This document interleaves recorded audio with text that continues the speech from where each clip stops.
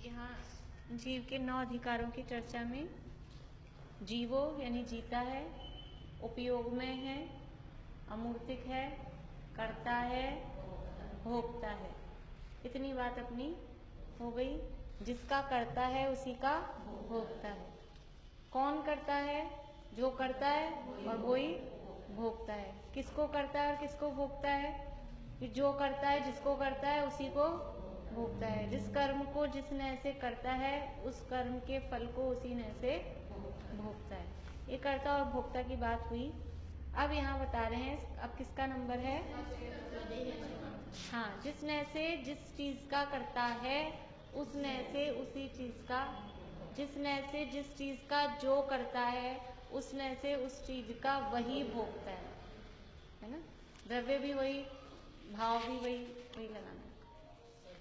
अब स्वदेह परिमाण कि अपने स्वदेह, अपने देह के जीव का आकार बता रहे हैं कि जीव का साइज कितना है, वो यहाँ बता रहे हैं। और ये जितने भी 9 अधिकार बताए जा रहे हैं ये वास्तव में अन्य मतों का निराकरण करने के लिए, उनकी जो विपरीत मान्यताएं हैं जीव के संबंध में, जीव के स्वरूप के संबंध में उनकी विपरीत मान्यताओं का निषेध करने के लिए ये 9 बातें यहाँ पर कही जा रही हैं। देखिए पेज नंबर 27 पे लास्ट की 3 लाइनें पढ़ी तो थी हमने कल, फिर से एक बार और पढ़ते हैं। उत्थानिका है, उत्थानिका मतलब उसका हेडिंग, गाथा का हेडिंग। अब यद्यपि आत्मा शुद्ध नय से निर्विकार परम आह्लाद जिसका एक लक्षण है, ऐसे सुखामृत का भोक्ता है। 27 नंबर पेज पे लास्ट की 3 लाइनें। 27 नंबर पेज इधर वाला आएगा, इस तरफ का।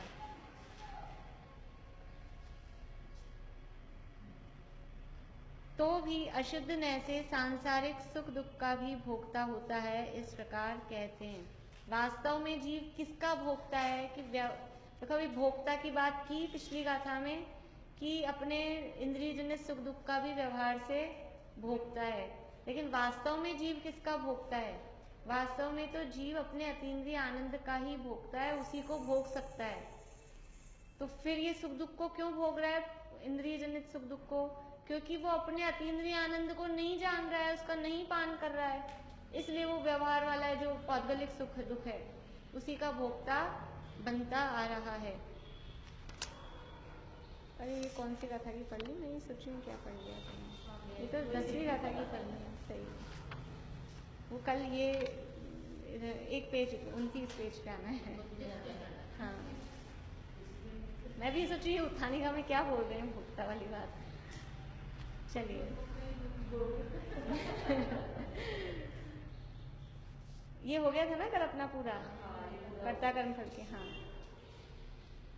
अब निश्चय नय से पेज नंबर 29 पे लास्ट के 2 लाइन है। अब निश्चय नय से लोक प्रमाण असंख्यात प्रदेश मात्र होने पर भी व्यवहार नय से जीव अपने शरीर प्रमाण है ऐसा बताते हैं। निश्चय से जीव की साइज क्या है और व्यवहार से जीव की साइज क्या है? तो निश्चय से जीव कितना होता है? प्रदेश, हमने जो 5वां अध्याय पढ़ा था तो 6 द्रव्यों के बारे में पढ़ा। हाँ, और 6 द्रव्यों में की संख्याएं पढ़ी, हमने एक चार्ट बनाया था द्रव्यों के नाम, फिर वो जीव हैं कि अजीव हैं, रूपी हैं कि अरूपी हैं, फिर उनकी संख्या, जीव कितने हैं। एक एग्जाम में भी आपको वो आया था चार्ट, जीवों की संख्या कितनी है? अनंत, पुद्गल अनंत अनंत, धर्म द्रव्य 1, अधर्म द्रव्य, आकाश द्रव्य और काल द्रव्य असंख्यात, काल द्रव्य असंख्यात। ये इनकी संख्या, द्रव्यों की संख्या। अब इनके प्रदेशों की संख्या कि जीव के कितने प्रदेश हैं? एक जीव के कितने प्रदेश? असंख्यात। पुद्गल में अणु 1 प्रदेशी है और स्कंद में 2 प्रदेशी, संख्यात प्रदेशी, असंख्यात प्रदेशी और अनंत प्रदेशी। धर्म द्रव्य प्रदेश का मतलब है कि यानी एक वो जो द्रव्य है, एक जीव है, वो आकाश की कितनी जगह घेरेगा, उसको आकाश का कितना एरिया लगेगा।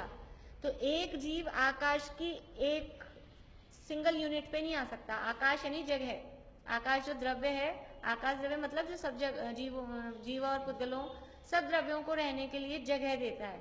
तो उस आकाश की जो यूनिट है, जैसे कि ये हमारा हॉल है, इस हॉल में हम एक टाइल्स लगी हो मान लो, एक टाइल को मान ले 1 यूनिट, तो एक व्यक्ति कितनी टाइल पे बैठेगा? एक व्यक्ति एक टाइल पे नहीं बैठ पाएगा, छोटी छोटी है मान लो, इतनी इतनी सी है। एक व्यक्ति को कम से कम बैठने के लिए 10 टाइल चाहिए। तो ऐसे ही एक जीव या एक पुद्गल वो आकाश के कितनी जगह पे बैठेगा, कितनी जगह लेगा?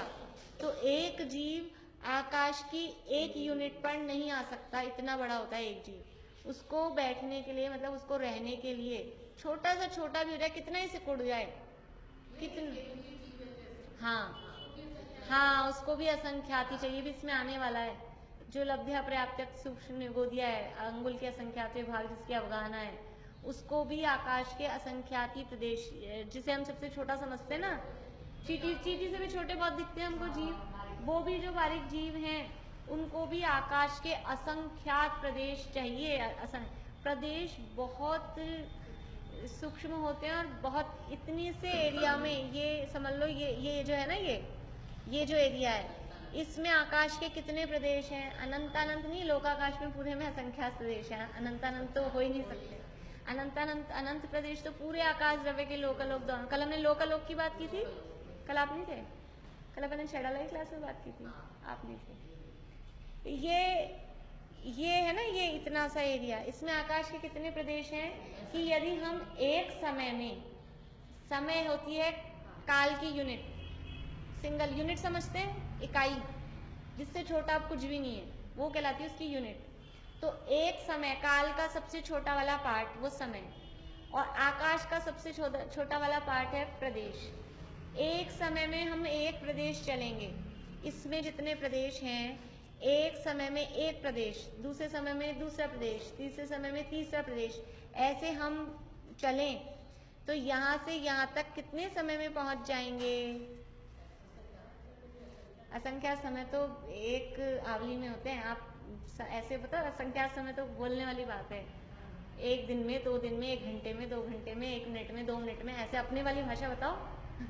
असंख्यात समय तो क्या, आधा सेकंड। लेकिन हमने आपको कंडीशन दिया है, ऐसे नहीं पहुंचना है कि आपको ऐसे पहुंचना है, एक समय में एक प्रदेश। तो इसमें कितने प्रदेश हैं पहले वो तो पता लगे, तब आप समय का निर्धारण करो। इसमें इतने प्रदेश हैं कि एक समय में एक प्रदेश कवर करेंगे हम, तो हमें असंख्यात कल्प काल लग जाएंगे। इसमें इतने आकाश के प्रदेश हैं।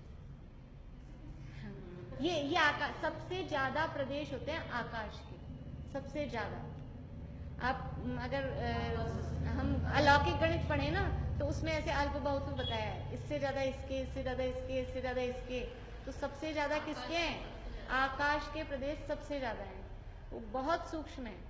इतने से एरिया में असंख्यात कल्पकाल हमको लग जाए समय में। हाँ, ये हर प्रदेश पे जो जन्म लेना, कितने प्रदेश हैं?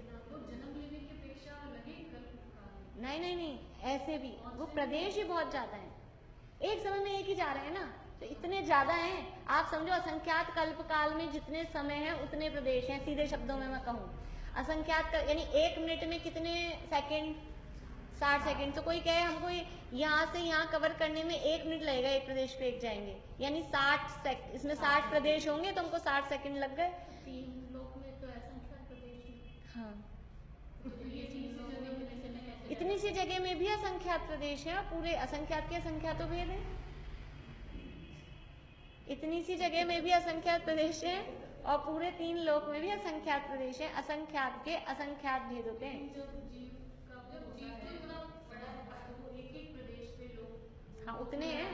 हाँ, तो एक प्रदेश पे एक आत्मा का प्रदेश हो गया, तो फिर वो तो काउंटेबल हो गए ना। काउंटेबल नहीं है, असंख्यात जो हुआ, तो वो एक पे एक बता रहे हैं कि जीव में कितने असंख्यात प्रदेश हैं, कि जितने लोकाकाश में असंख्यात प्रदेश हैं उतने एक जीव में प्रदेश हैं, वो उतने फैल जाते हैं। लेकिन यहाँ ये तोड़ ना करें कि एक जीव में इतने प्रदेश हैं, एक जीव में उतने हैं, फैल जाए तो सिकुड़ के रहते हैं तो इतने में भी आ रहे हैं ना, सिकुड़ के भी तो रहते हैं। जीव के प्रदेशों में संकोच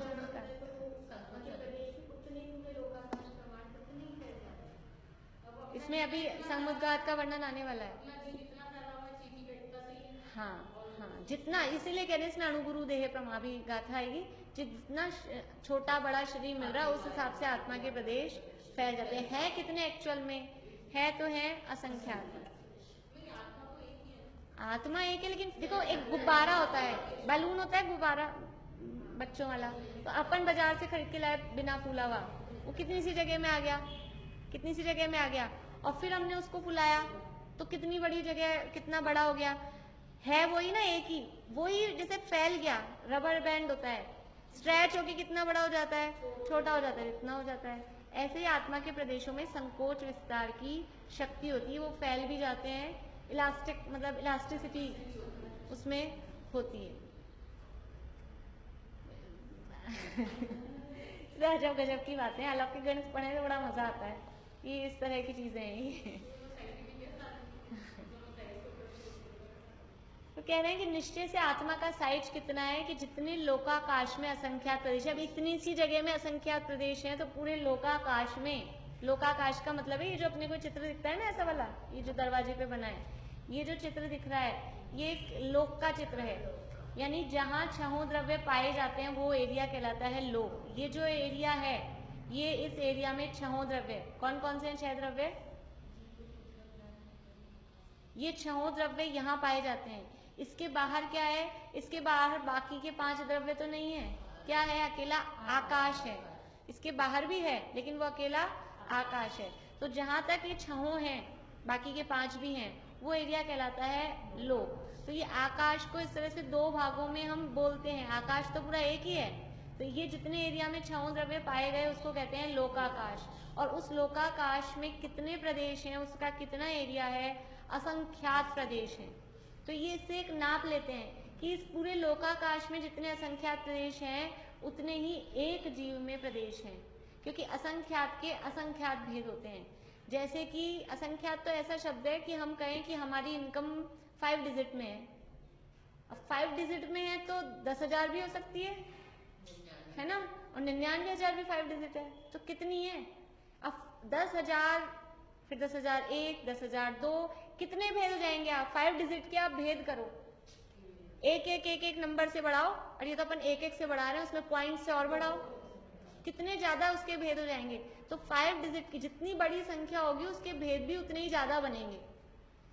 मतलब अपन थोड़ा भाव भाजन करने के लिए ऐसे थोड़ा माइंड में कैलकुलेशन करके देखें कि जितनी बड़ी 5 डिजिट की संख्या है तो उसके भेद पॉइंट से बढ़ाओ आप, कितने ज्यादा बनेंगे। 7 डिजिट की संख्या होगी तो उसके भेद और ज्यादा बनेंगे। अब ये संख्या कितनी बड़ी है? तो असंख्यात है, तो असंख्यात के भेद कितने बनेंगे?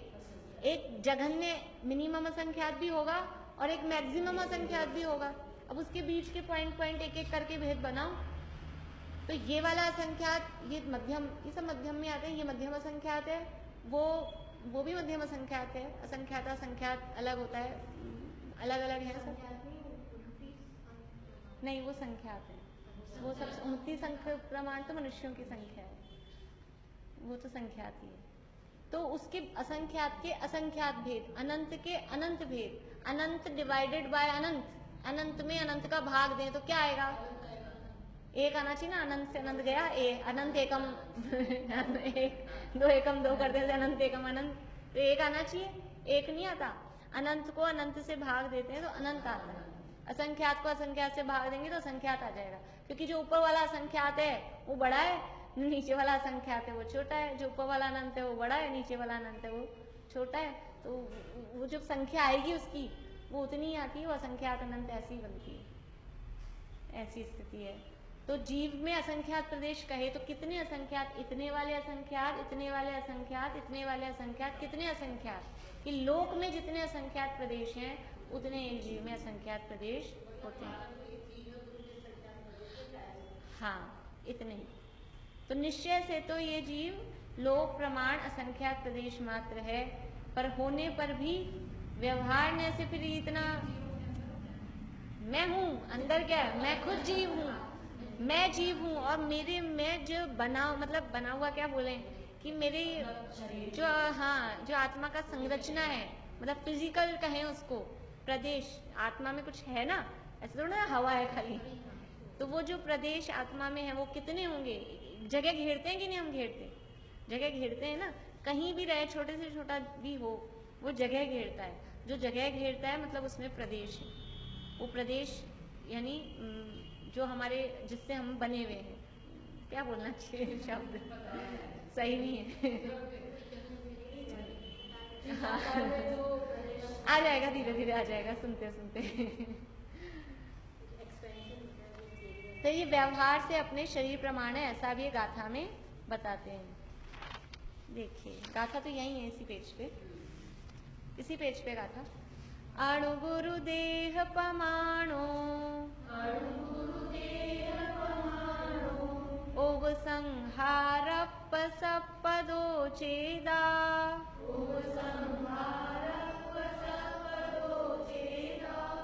असमूह दो व्यवहारा, असमूह दो व्यवहारा, निश्चय नय दो असंख देशोबा, निश्चय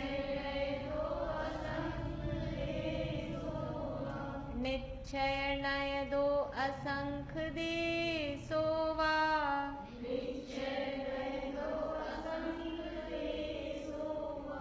अणु गुरु देह पमाणो, उव संहारप सपदो चेदा,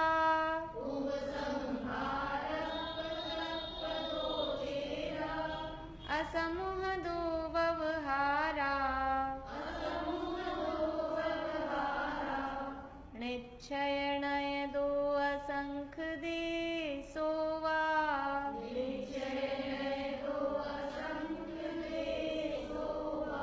ये नीचे का भी पढ़ते हैं हिंदी का।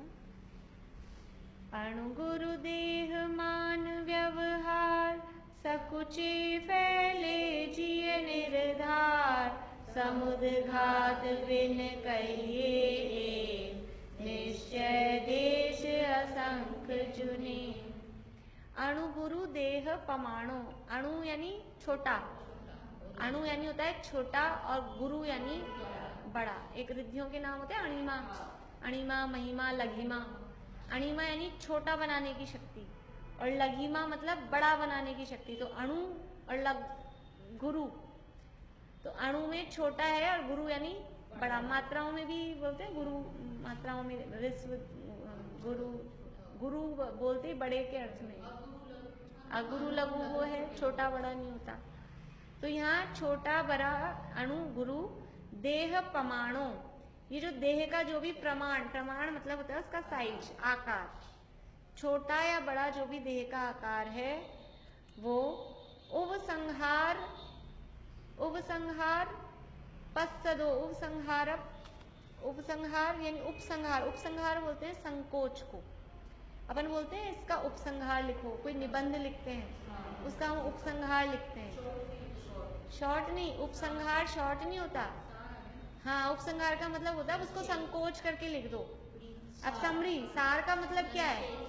समरी। अब लास्ट में उपसंहार मतलब निष्कर्ष, जो पूरा हमने इतना बड़ा निबंध लिखा अब उसका उपसंहार ये है निष्कर्ष। हाँ, तो उसको संकोच के, जितनी हमने 4 पेज में बात की उसको अब शॉर्ट में 1 पैरा में कह रहे हैं। तो यहाँ उपसंहार का मतलब है संकोच। और प्रसर्पदो, प्रसर्पदो यानी प्रसर्पतः मतलब फैलना, प्रसरना, पसरना। शब्द अर्थ देखें हम, प्रसर्पदो यानी पसरना यानी फैलना। तो उपसंहार यानी संकोच और पसर्पदो यानी फैलना, विस्तार, विस्तार। चेदा यानी आत्मा, चेतयिता दिया है संस्कृत में, मतलब आत्मा के लिए। हाँ, चेतना मतलब आत्मा। असमूहदो, असमूहदो यानी समुद्घात, और असमूहदो यानी असमुद्घात की दशा, यानी जब समुद्घात नहीं हो रहा है ऐसी दशा असमुद्घात, समुद्घात के बिना। अभी देखेंगे आगे आएगा समुद्घात का अर्थ। ये है व्यवहारा, ये व्यवहार से, व्यवहार से जीव कैसा है? जो शरीर के प्रमाण, शरीर का जो आकार है उस आकार का, छोटे बड़े शरीर के आकार का संकोच विस्तार वाला, और असमुद्घात की दशा में। असमुद्घात की दशा में व्यवहार से जीव अपने छोटे बड़े शरीर के प्रमाण संकोच विस्तार आकार वाला है, ऐसा इसका अर्थ हुआ। निश्चय न दो, निश्चय न से असंख्य देशोवा, निश्चय न से तो असंख्यात प्रदेशी, देशो यानी प्रदेश, असंख्यात प्रदेशी है। ठीक है, देखिए अर्थ, गाथार्थ। समुद्घात के अतिरिक्त, असमूह दो लिखा था, यानी समुद्घात के अतिरिक्त यह जीव व्यवहार न्याय की अपेक्षा से संकोच विस्तार के कारण अपने छोटे अथवा बड़े शरीर प्रमाण रहता है। कोई कहे कि कभी छोटा और कभी बड़ा कैसे हो जाता है? जो चींटी है उसको चींटी जितना ही रहना चाहिए, जो हाथी है उसको हाथी जितना ही रहना चाहिए। तो एक जीव में संकोच विस्तार नाम की शक्ति है, इस तरह की क्वालिटी है कि वो छोटा बड़ा होके रह जाता है। पुद्गलों में भी ऐसी शक्ति है। अभी ये रुमाल है, ये विस्तार करके रखेंगे इसको तो कितना बड़ा रहेगा, इतना बड़ा, और संकोच करके रख दिया तो छोटी सी जगह में घुसा देंगे। ये आजकल आती है ना, हाँ, प्रदेश संहार सर्पाभ्याम प्रदीपवत, वो जो सूत्र है ना अपने 5वें अध्याय का, इसमें वो वही बातें हैं 5वें अध्याय की, तो आएंगी बातें, क्योंकि अपना अधिकार का नाम क्या है? षड्द्रव्य पंचास्ति का अधिकार है। तो 5वें अध्याय वाली बातें तो आएगी, और बीच बीच में और दूसरी भी आती जा रही है, कभी दूसरे की कभी पहले की, वो भी। तो एक अपन आजकल वो यूट्यूब वगैरह पे भी इस तरह के आते हैं, टेक्निक्स सिखाते हैं पैकिंग की। अभी ऐसे अपन कि हाँ रोल कर करके घुसा के ऐसे, उसमें जगह इतनी नहीं दिखेगी, आपका जो बैग है उसमें इतनी जगह नहीं दिखेगी, लेकिन घुसा देते हैं हम। इतना सामान कैसे रख के लिया है कि हमको ट्रिक आती थी। तो ये इन पुद्गलों में भी ऐसी शक्ति है ना कि दब जाते हैं, पिचक जाते हैं। अपन आटा पीसा अपन ने, अब इतना सारा दिख रहा है एक पीपा, और फिर हम सब इतने से डब्बे में उसको उसमें क्या होता है, वो उनमें इनमें आपस में वो जगह है, तो वो जगह को हम भरते हैं। अपन कैसे नहीं हो जाते भी, हाँ कंप्रेस करते हैं। अभी आप ये मुझे भेजना डायरेक्ट, केवल ग्रुप पे मत डालना, मैं उसको कंप्रेस करके भेजती हूँ आजकल, अभिषेक पे भेजना। तो वो आजकल कंप्रेसर डाउनलोड कर लिया, तो पहले 70 MB का आता था, अभी 7 MB का ही गया, 6-7 इतने का हो जाता है। तो वो हाँ जगह कम रुकती है ना, तो ये कंप्रेस हो जाते हैं। ये पुद्गलों में भी ऐसी, हम में भी है, जीवों में। अभी तो अपन तो इतने से हैं, अभी यहाँ बड़ा कोई ऐसा हो, बड़े विद्वान आए हो, बड़ी दस्तरक्षण वगैरह की सभा हो, तो सब एडजस्ट हो जाते हैं कि नहीं उसके उसी में। अपने घर में कभी कुछ कार्यक्रम हुआ ऐसे नमोकार मंत्र का या इस तरह का, आप छोटे से कमरा है मान लो, सब उसी में आते जाते हैं, 50 जने घुस जाते हैं, ऐसे लगे कि 5 आदमी नहीं आ सकते, और ऐसे उसी में आ जाते हैं। ये संकोच विस्तार होने की जीवों की और पुद्गलों की इस तरह की शक्ति होती है। तो समुद्घात के अतिरिक्त यह जीव व्यवहार न्याय की अपेक्षा से संकोच विस्तार के कारण अपने छोटे अथवा बड़े शरीर प्रमाण रहता है, बड़ा शरीर मिलता है। देखो अभी भी ऐसा होता है ना, बचपन में इतने से थे अपन, आत्मा इतनी सी थी, आत्मा भी उसी साइज का रहेगा ना। फिर अब बड़े होते जा रहे हैं, मान लो और मोटे हो गए, पतले हो गए, तो आत्मा कम हो जाता है, क्या होता है? आत्मा तो वही है, साइज एक आत्मा। फिर ऐसा है, अगर आत्मा एक ही साइज का है, मान लो आत्मा इस साइज का है, अब मैं मोटी हो गई, तो वो जो शरीर बढ़ा उसमें आत्मा नहीं रहेगी बाद में, फिर वो जगह खाली रही, तो फिर आत्मा भी तो फैला ना, उस हिसाब से आत्मा भी फैलेगा कि नहीं फैलेगा? आत्मा भी फैला, और मान लो फिर वापस पतली हो गई, तो पतली हो गई, तो वो अगर जो आत्मा फैल गया था, तो फिर वो आत्मा बिना शरीर के बाहर रहा क्या? पतली हो गई तो वो आत्मा भी उसके हिसाब से सिकुड़ जाता है। तो ये आत्मा में, जीव में ऐसी संकोच विस्तार की शक्ति है। और निश्चय ने की अपेक्षा संख्यात प्रदेशी है। हाँ वो टीका में बता रहे हैं, इसलिए मैं ज्यादा पढ़ लेते हैं अपन, उसी से बात करते हैं। टीका, अणुगुरु देह परमाणु निश्चय न से अपने देह से भिन्न और केवल ज्ञानादि अनंत गुण समूह से अभिन्न ऐसे निज शुद्धात्म स्वरूप की उपलब्धि के अभाव से तथा देह की ममता जिसका मूल है, ऐसी आहार, भय, मैथुन, परिग्रह रूप संज्ञा आदि समस्त रागादि विभावों में आसक्ति का सद्भाव होने से, अभी तो कारण बता रहे हैं जीव ने, और किसका कारण बता रहे हैं वो भी नहीं पता अभी तो, आगे देखो। जीव ने जो शरीर नाम कर्म उपार्जित किया हुआ है, उसका उदय होने पर, यानी हमने शरीर नाम कर्म, देखो शब्द क्या दिया, उपार्जित किया है, जैसे कमाया है आपने, इस शरीर क्या कमाया है हमने, कर्म कमाया है। कौन सा है, शरीर नाम कर्म। और क्यों कमाया है, कैसे कमाई की है आपने इतनी वो सारा वर्णन दिया है कि आपने कमाई कैसे की है। ये शरीर की कमाई कहाँ से मिला ये शरीर, क्यों मिल रहा है ये शरीर, देखो अपने हाँ, राग द्वेष के कारण तो है ही, लेकिन देखो अगर शरीर मिलना बता रहे हैं तो कारण वैसे ही बता रहे हैं, उसी टाइप के शब्द लेंगे। ये इनकी खासियत है कि कारण तो वही है, देखो एक ही कारण है, मोह राग द्वेष मिथ्यात्व, ऐसे कहो तो वही, लेकिन उसमें अपने को इतना महिमा या भाव वासन ऐसा नहीं आता। और जो चीज जो दोष है उसका वैसा का वैसा कारण बताएं तो वो ज्यादा इफेक्ट करता है। कि जीभ दब गई दांत के नीचे, क्यों, झूठ बोला था, तो वो एकदम से समझ में आता है। कहो मिथ्यात्व के कारण, तो ऐसे समझ में नहीं आता कि तुम्हारे पाप का उदय बोलो, ये कॉमन शब्द हो गए। तो ये ऐसे ही शब्द ले रहे हैं, फिर से पढ़ते हैं, देखिए। निश्चय न से अपने देह से भिन्न और केवल ज्ञानादि अनंत गुणों से अभिन्न ऐसे निज शुद्धात्म स्वरूप, हमारा स्वरूप कैसा है, मैं शुद्धात्मा, स्वरूप कैसा है, शुद्धात्मा। और वो कैसा है, अब देखो निश्चय न से भी लिख रहे हैं और अपना देह भी लिख रहे हैं। निश्चय न से तो स्वरूप ऐसा है, लेकिन देह के लिए साथ वर्ड क्या लगा रहे हैं, अपना। अपना कह रहे हैं देह को, कौन से न से, हाँ कौन से व्यवहार से, अनुपचरित असर, देह को अपना कह रहे हैं।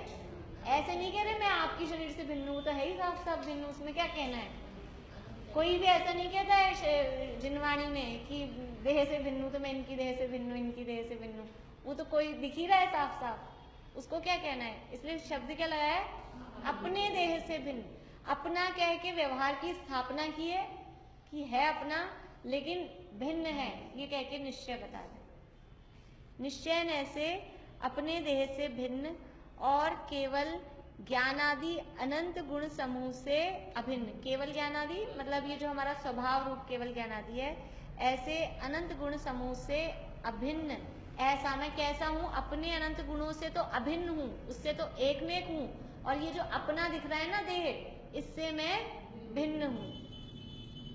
अपना जो दिख रहा है उससे मैं भिन्न हूं, और जो नहीं दिख रहे अनंत गुण उससे मैं अभिन्न हूं। निश्चय से मेरा ऐसा स्वरूप है, लेकिन उस स्वरूप की उपलब्धि का अभाव से उस स्वरूप को प्राप्त नहीं किया, और उससे उल्टा किया कि देह से तो मान रखा है अभिन्न और अपने गुणों उसका खबर ही नहीं है। जिस देह से हम भिन्न हैं उससे हमने क्या मान रखा है, अभिन्नता मान रखी है। इसलिए वो शुद्ध जो अपना ओरिजिनल स्वरूप है उसकी प्राप्ति उपलब्धि हमको नहीं हुई, तो उसके उपलब्धि के अभाव से, ये तो एक कारण हुआ, अपने असली स्वरूप को प्राप्त नहीं किया। और दूसरा कारण, देह की ममता ही जिसका मूल है। ये जो ऐसा आहार, भय, मैथुन, परिग्रह रूप संज्ञा, संज्ञा बोलते हैं, यहाँ जो संज्ञा शब्द का अर्थ है, संज्ञा का अर्थ है इच्छा। संज्ञा शब्द के अलग अलग जगह अलग अर्थ होते हैं। एक तो संज्ञा जो व्याकरण में आती है, हाँ वो नाउन, वो एक संज्ञा जो नाम के अर्थ में आती है, वो संज्ञा। यहाँ संज्ञा का अर्थ है इच्छा। और एक संज्ञी असंज्ञी में संज्ञा वर्ड आता है, संज्ञी, संज्ञा जिस सहित वाले जीवों को संज्ञी कहते हैं, तो वहाँ संज्ञा का अर्थ है हित अहित का विवेक करने की शक्ति, उसका नाम संज्ञा।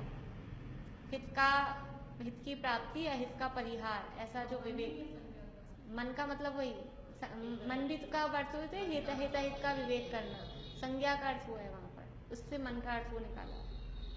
हित का और अहित का जिसको ज्ञान है, हित की प्राप्ति और अहित का परिहार, अहित को दूर करना, ऐसा जिसका विवेक, जिसको विवेक है, उसका नाम है संज्ञा। तो यहाँ कौन सी संज्ञा है, इस संज्ञा का नाम है इच्छा। तो देह की ममता यानी शरीर से जो हमको ममत्व है वो ही जिसका मूल यानी कारण है। ऐसी आहार, भय, मैथुन, परिग्रह, रूप, संज्ञा आदि समस्त रागादि विभावों में आसक्ति का सद्भाव, अपने जो मूल स्वरूप है उसकी तो प्राप्ति हुई नहीं, और शरीर जिसका मूल है यानी शरीर मिले ऐसे काम, और वो कौन से काम है कि वो रागादि विभावों में आसक्ति, और क्या है, आहार, भय, मैथुन, परिग्रह, रूप, संज्ञा, ये 4 संज्ञाएं 4 प्रकार की इसको बोलेंगे इच्छा, और ये समस्त संसारी जीवों को होती है। एक इंद्रिय हो, 2 इंद्रिय हो, कोई भी जीव हो, ये 4 संज्ञाओं सहित ही संसारी जीव होते हैं। कौन कौन सी हैं? आहार, भय, मैथुन और परिग्रह, ये 4 संज्ञाएं होती हैं। आहार की इच्छा किस जीव को नहीं होती? एक इंद्रिय भी है, पेड़ पौधा भी है, वो अपने आहार की तरफ उसकी जड़ें बढ़ती हैं जमीन में। कोई ऊपर से नहीं पानी दे रहा हो तो जमीन में जिस जगह पानी होगा वो आहार की इच्छा, मिले चाहे नहीं मिले वो बात अलग है, लेकिन आहार की इच्छा नार की को है कि नहीं है?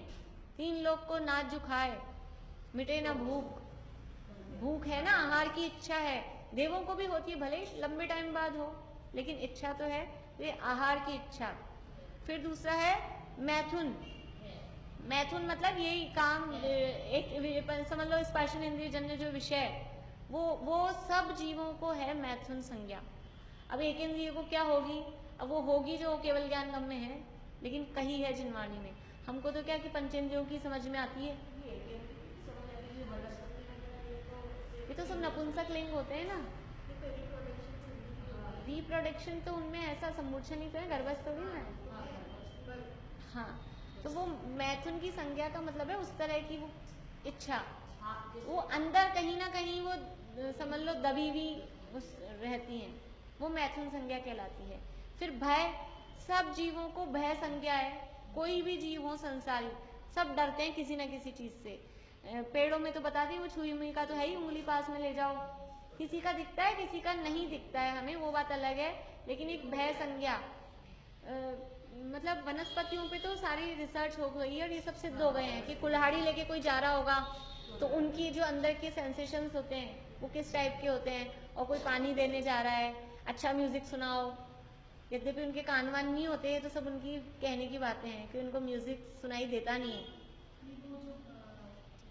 हाँ बस वो स्पर्श, हाँ बस वो वाइब्रेशन, वो स्पर्श से ही उनको वो फीलिंग्स होती है। तो ऐसा जो सब समझते हैं, छोटे बच्चे भी समझते हैं। अपने मान लो मनुष्यों में लो, आंख दिखाओ आप उसको गुस्से से, तो वो छोटा सा बच्चा भी वो, हाँ उनको सबको भय संज्ञा है, ये सबको है। तो ये भय संज्ञा, और चौथी है परिग्रह संज्ञा। सभी संसारी जीवों को परिग्रह इकट्ठा, एक तो ये अंतरंग परिग्रह तो है ही, मिथ्यात्व और ये कषाय ये तो है ही है, अंतरंग परिग्रह। आपको टाइम मिला करे ना तो आप छेड़ा लाई क्लास में भी आ जाया करो, अगर टाइम सेट हो जाता हो।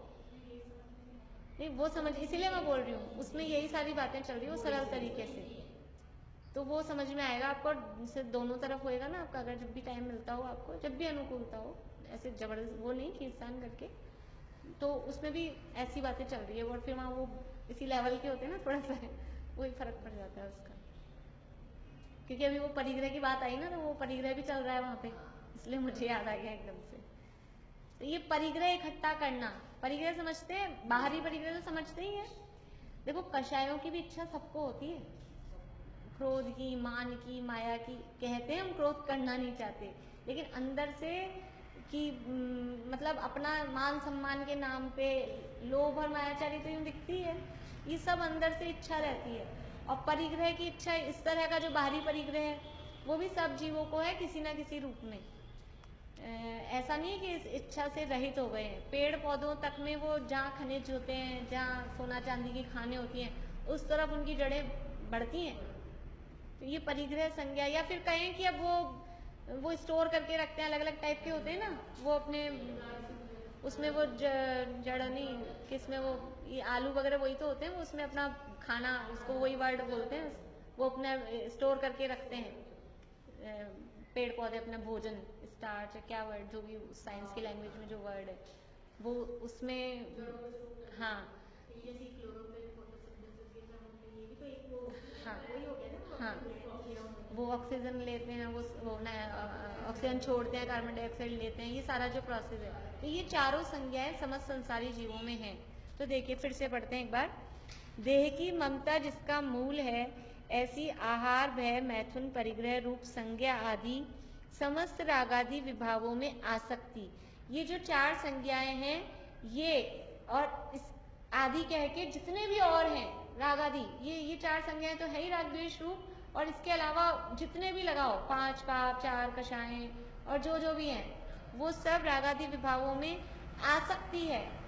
और ये है, ये सब जो आसक्ति है, ये क्या है? देह का मूल है। ये संज्ञाओं में, विभावों में आसक्ति, ये हमें शरीर मिलने का कारण है, देह का मूल है। देह की ममता जिसका मूल है, क्योंकि हमें शरीर में आसक्ति है।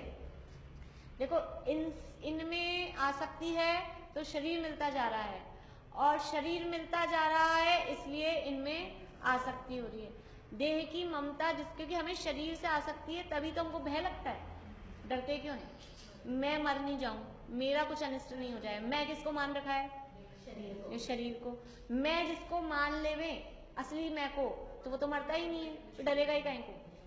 जिसको ये समझ में आ जाए कि मैं, जिसने वो पहन रखी हो वाटर प्रूफ, बुलेट प्रूफ, तो उसको पता है मैं मरूंगा ही नहीं, तो वो काहे को डरेगा? लेकिन हम है तो बुलेट प्रूफ, लेकिन हमको अपने बुलेट प्रूफ का खबर ही नहीं है कि हम कहीं मरते ही नहीं है, और ये ऐसे ही सोच के डरे जा रहे हैं। और फिर पता लगेगा, जैसे ऐसा हो ना, किसी का, अरे अपन ने तो कवच पहन रखा था, अपन तो गीले ही नहीं होने वाले थे, अपन तो फालतू ही पानी में नहीं उतरे अपन ने तो ये पहन रखा था, बिल्कुल पता ही नहीं था, वाटर प्रूफ था अपना। तो फिर कितना अफसोस होता है। अब हम अनादिकाल से वाटर प्रूफ हैं, बुलेट प्रूफ हैं, हमें पता ही नहीं है, हम बिना बात ही डरे जा रहे हैं, मैं मर जाऊंगा मर जाऊंगा मर जाऊंगा, और दुनिया डराई जा रही है। तो ये अपना वास्तविक स्वरूप हम भूल गए हैं। तो देह से हमको ममता है, इसीलिए तो भय लगता है, इसीलिए आहार की इच्छा होती है, इसीलिए परिग्रह इकट्ठा करना है, और देह के लिए, देह से ही मैथुन का संबंध है। तो ये देह की ममता जिसका मूल है, ऐसी आहार, भय, मैथुन, परिग्रह, रूप, संज्ञा आदि समस्त रागादि विभावों में आसक्ति का सद्भाव है। इसलिए जीव ने क्या किया? शरीर नाम कर्म उपार्जित किया। एक तो अपना मूल स्वरूप को जाना नहीं, और फिर शरीर की ममता है, तो देह के प्रति नेह वो नवीन देह का कारण है। ये देह ही नई देह का बीज है। आत्मानुशासन एक ग्रंथ है गुणभद्राचार्य का, उन्होंने उसमें एक श्लोक लिखा है, श्लोक तो मुझे अभी याद नहीं है उसका, उसमें ये शब्द हैं कि ये देह ही नई देह का बीज है। ये जो इसमें है ना मूल, ये मूल वही शब्द है कि ये बार बार में नया शरीर, एक शरीर छूट गया, मर गए, अब तो छुट्टी हो गई ना, फिर मिलेगा। क्यों मिलेगा? कि आपने यही बीज बो दिए थे फिर से, क्योंकि इस देह से ममत्व, नेह, ममता वो छूटी ही नहीं। तो फिर से शरीर नाम कर्म, फिर से शरीर नाम कर्म, वो शरीर बनता है तो शरीर मिलता है।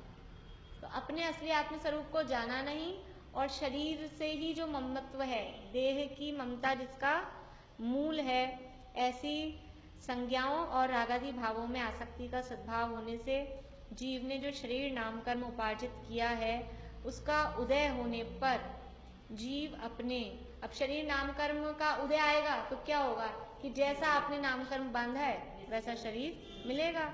औदारिक, वैक्रियक, आहारक, तेजस, कार्बन, ये तो है ही है। उसके अलावा उसमें छोटा बड़ा जो भी आपने नाम कर्म के और भी प्रकृतियां, इनके सबके पैकेज होते हैं।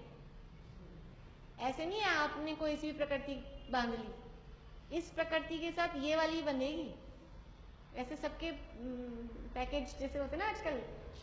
आप उसके भी जाओ ना टेस्ट वेस्ट कराने अपने डायग्नोसिस से, उनके भी पैकेज होते हैं कि इस टेस्ट के साथ ये वाले टेस्ट और कराओ तो इतने में। और आप कहीं घूमने जाओ टूर पे तो उनके अलग होते हैं कि ये चीजें आपको दिखाएंगे, और सब चीजों के हैं। जॉब करो उसका पैकेज। तो ऐसे ही नाम कर्म का क्या, 8 कर्म के पैकेज हैं। अगर आपको आयु, अगर आपको गति मनुष्य की बंध रही है तो आपको गत्यानुपूर्वी कौन सी बंधेगी? मनुष्य की बंधेगी। अब उसके साथ में आपको मनुष्य गति, मनुष्य गत्यानुपूर्वी बंध रही है, और फिर मनुष्य आयु बंध गई, तो आपको त्रस और स्थावर में से क्या बंधेगा? त्रस ही बंधेगा। पर्याप्त अपर्याप्त में से तो चलो मनुष्य में तो खैर दोनों हो सकते हैं, और जाति में कौन सा बंधेगा? एक इंद्रिय, दो इंद्रिय, तीन इंद्रिय, चार इंद्रिय, पंच इंद्रिय में से क्या बंधेगा? तो ये पैकेज है, आप मनुष्य के साथ एक इंद्रिय नहीं बांध सकते हो। ऐसा आप चाहे जो कुछ भी, उसका पूरा ग्रुप रहेगा कि किसके साथ कौन सा बंधेगा। ऐसे हास्य के साथ रति बनती है, हास्य के साथ उदय भी रति का आता है, बनती भी रति है। हास्य के साथ अब शोक दोनों अपोजिट है। हास्य के साथ अरति भी नहीं होती है। हास्य रति और अरति शोक, इनका जोड़ा है। ऐसे ये जोड़े वाले हैं कि इसके साथ ही बंधेगी बंधेगी साथ में, एक के साथ एक फ्री, इस तरह के इनके ग्रुप्स होते हैं। तो ये आपने शरीर से ममता की तो वो शरीर नाम कर्म, शरीर नाम कर्म बंधा तो उसका उदय आया। तो वो जैसा उदय आएगा उसके साथ और भी जो भी साथ में संघनन संस्थान सारे ही बनेंगे ना वो तो।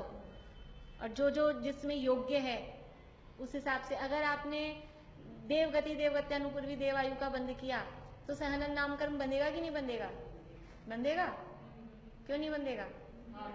देवों के है ही नहीं हड्डियां, तो वो बंधेगा ही नहीं वहां पे। ये सारे नियम ये जो हमने पढ़े हैं ना, ये सारे मतलब समझ में आ जाते हैं।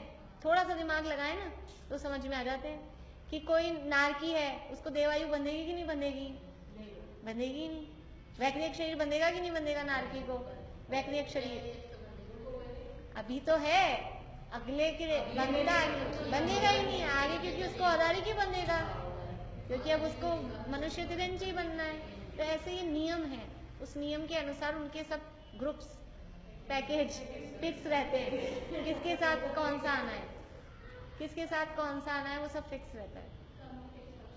हाँ, कि कहाँ आप हो, कहाँ से कहाँ जा सकते हो, किस स्वर्गों के हिसाब से। हमने स्वर्गों के नियम पढ़े हैं ना, पहले दूसरे स्वर्ग वाले कहाँ तक जा सकते हैं, तीसरे स्वर्ग से ऊपर वाले वो एक इंद्रिय में नहीं जा सकते हैं, तो उनकी ये सारी नहीं बंधेंगी जो एक इंद्रिय के संबंध वाली हैं।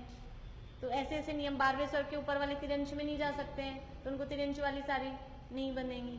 वो सारा उस हिसाब से सिस्टम रहता है। तो जो शरीर नाम कर्म उपार्जित किया है उसका उदय होने पर जीव अपने छोटे अथवा बड़े देह के बराबर होता है। वह कौन होता है? चेतन अर्थात जीव। जीव इसलिए ब्रैकेट में लिखा ऊपर, उदय होने पर छोटे अथवा बड़े देह के बराबर होता है। जीव तो उन्होंने ब्रैकेट में पहले लिख दिया, नहीं तो वो इतना ही लिखा। तो फिर कौन होता है कि चेदा, चेदा यानी चेतन, चेतन यानी जीव। किस कारण? उपसंहारप सपदो, उपसंहार यानी संकोच और पस्सपदो यानी विस्तार, संकोच तथा विस्तार से शरीर। ये संकोच और विस्तार अपन ने उसमें पढ़ा था अभी 10वें अध्याय में, जो सिद्ध भगवान का आकार अवस्थित हो गया। तो आकार का परिवर्तन किस कर्म के उदय से होता था? ध्यान आ रहा है? पढ़ा था कि नहीं पढ़ा था? ये तो ध्यान आ रहा है ना, पढ़ा था कि वो नाम कर्म के कारण शरीर में परिवर्तन, आकार में परिवर्तन होता था। 10वें अध्याय में पढ़ा था अपन ने। 10वें अध्याय में वहां एक क्वेश्चन ही दिया था आपको कि आकार में परिवर्तन किस कारण से? सिद्ध भगवान का, हाँ, आकार का परिवर्तन अब क्यों नहीं होता है? वो नाम कर्म के कारण। यहाँ वही बात कर रहे हैं कि शरीर नाम कर्म से उत्पन्न विस्तार और संकोच, ये जो आकार में विस्तार संकोच परिवर्तन हो रहा था वो नाम कर्म, शरीर नाम कर्म के कारण हो रहा था। अब वो सिद्ध भगवान के कर्म ही नहीं रहे, शरीर नाम कर्म भी नहीं रहा। क्वेश्चन था ना, एक क्वेश्चन दिया था। तो शरीर नाम कर्म से उत्पन्न विस्तार और संकोच रूप जीव के धर्म से, ऐसा अर्थ है। फिर से एक बार पढ़ती हूँ पूरा ऊपर से नीचे तक, एक बार अब आप लोग ख्याल में लेना, समझ में आया कि नहीं आया। निश्चय न से अपने देह से भिन्न और केवल ज्ञानादि अनंत गुण समूह से अभिन्न ऐसे निज शुद्धात्म स्वरूप की उपलब्धि के अभाव से, ये एक पॉइंट हुआ, तथा देह की ममता जिसका मूल है, ऐसी आहार भय मैथुन परिग्रह रूप संज्ञा आदि समस्त रागादि विभावों में आसक्ति का सद्भाव होने से, ये दूसरा कारण हो गया। दो कारण। जीव ने जो शरीर नाम कर्म उपार्जित किया है उसका उदय होने पर जीव अपने छोटे अथवा बड़े देह के बराबर होता है।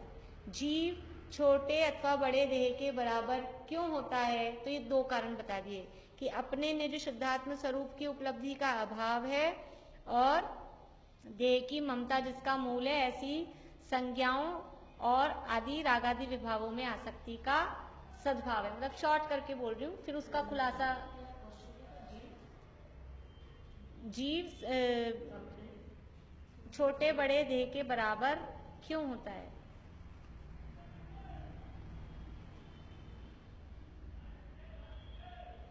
मतलब वो थोड़ा हमको ख्याल में रहे, ऐसा प्रश्न बना के समझे ना। हाँ, तो वो तब समझ में आता है कि बात क्या कहना चाह रहे हैं यहाँ पे।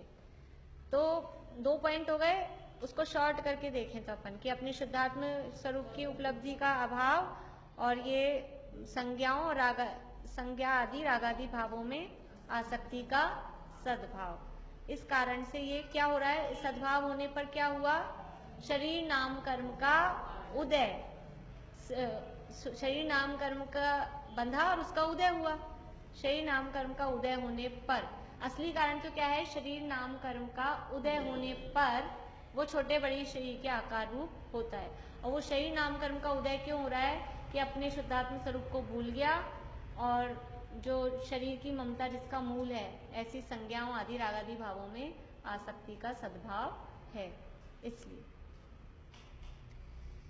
और किस कारण से हो रहा है कि वो संकोच और विस्तार, ये तीसरा पॉइंट भी इसी में ले लेना है कि संकोच और विस्तार नाम का ये जीव का धर्म है, एक जीव का इस तरह की योग्यता है। धर्म मतलब जीव का, हाँ, एक स्वभाव, एक योग्यता है कि संकोच विस्तार उसमें हो जाता है, इस कारण वो छोटे बड़े शरीर के प्रमाण होता है। एक तो कारण ये हुआ अपने मूल स्वरूप को भूल गया, फिर शरीर की ममता है, रागादि भावों में आसक्ति है, इसलिए वो कर्म बंध रहा है। और तीसरी बात यह है कि वो जीव में खुद में एक ऐसी उपादानगत योग्यता, खुद में अगर योग्यता नहीं होगी तो बाहरी कर्म वो कुछ नहीं कर सकते। खुद में जीव में ऐसी योग्यता है कि वो छोटा बड़ा हो सकता है, तो कर्म का उदय उसमें निमित्त बनता है। इस तरह से थोड़ा सा 2-3 लाइन और देख लेते हैं, 2-3 मिनट है। ये संकोच और विस्तार रूप जीव के धर्म।